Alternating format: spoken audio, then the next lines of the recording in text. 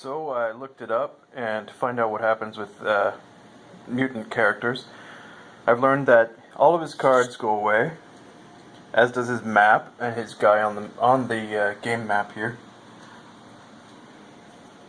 And he gets 3 mutant action cards that he can use to thwart Sister Ballistic.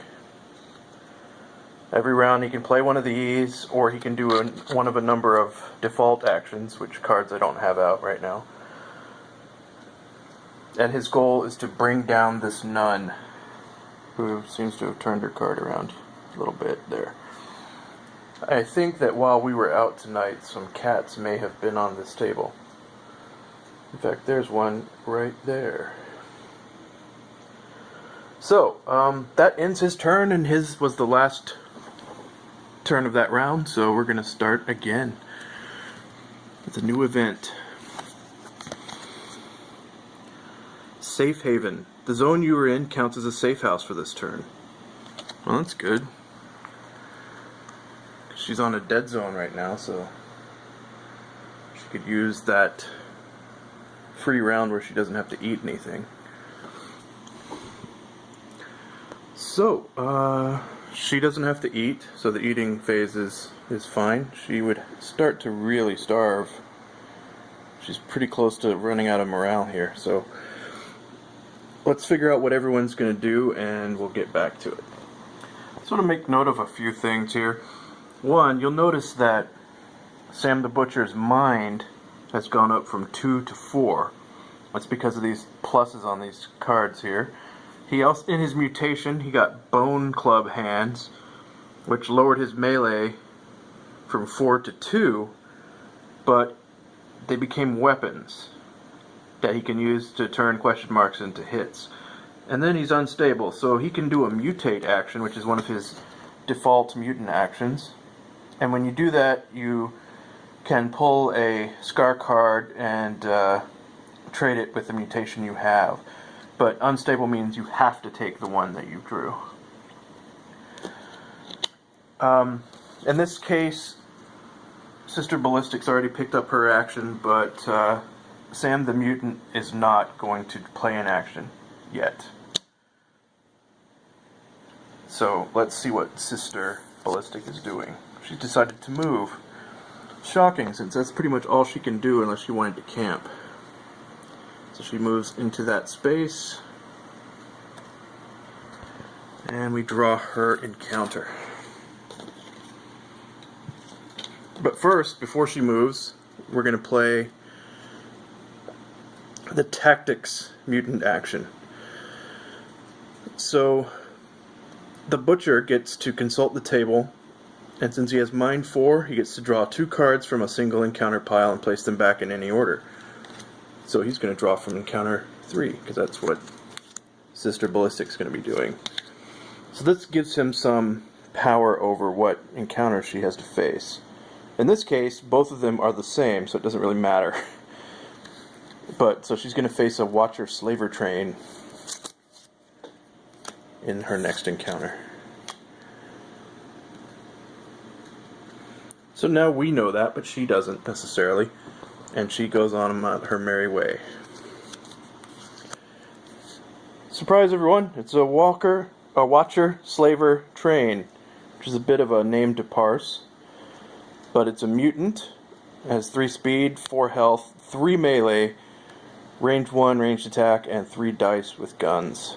It also comes with 2 minions. So let's get that. It has a man shield and a spitter, who also has ranged attacks, so this should be fun. So, she's only got a few bullets left, but she'll take advantage of this opportunity to shoot some of them. She's going to try and kill that man shield. That's the only thing she can shoot at. She's got the scope, so she has a range of 2 on her pistol. And she rolled 2s. So that's 3 hits, and 3 health on the man shield. There he goes. So now she's just got to deal with the Watcher Slaver and the Spitter. They both have ranged attacks, and they go at the same time because they have speed 3. So this is going to be the slaver. Hits don't cause wounds. Instead, player reduces 1 die for the first round of melee against all opponents in this encounter. If you win the combat, you may pay 1 food to draw a follower card. Well, she doesn't have any food, so too bad for her. Alright, so he rolled 2 2s and an expert hit, which means he missed with his range of 1. And now the spitter has a range of 1. If he rolls at least 1 hit, you roll a speed test, and if you fail, you take 1 wound and draw a scar. Now, if she draws a single scar, she also turns into a mutant, and everyone loses. So, this could be the end of it, folks. And the spitter missed. So that's not the end. Now she has to charge into melee with these 2 gentlemen. So let's see how that goes. She has melee 2. The Watcher Slaver has melee 3. That means he starts out with 4 dice and she has 3. She's going to use her spear. That takes away 1 of his, and he's outnumbering her. Puts 1 back. So it's 3 to 4. Let's see what the nun gets. She gets 1 hit. Not good. Watcher Slaver gets 3 hits, 1 of which is a critical and a miss. So he won. And he's going to do 1 damage, plus 1 for the crit, plus a scar. And that is going to end it. She got a small parietal lobe mutation. And that's her 5th. So as the last surviving human in the wilderness, she did not make it to the stronghold. And the butcher, mutant butcher I should say, did precious little to stop her. But that's it. That is the end of our game of Posthuman. It's a pretty fun game. It's I think it's better with 2 players than it is with in the solo mode, which it has a pretty tight timer and keeps you moving and encountering, but you don't get much of a chance to forage or camp or anything like that. And it's pretty easy to lose that single player mode. Brutally difficult. Whereas in multiplayer mode, it's limited only by how fast your other players are, and who turns into a mutant and decides to kill you before you can win.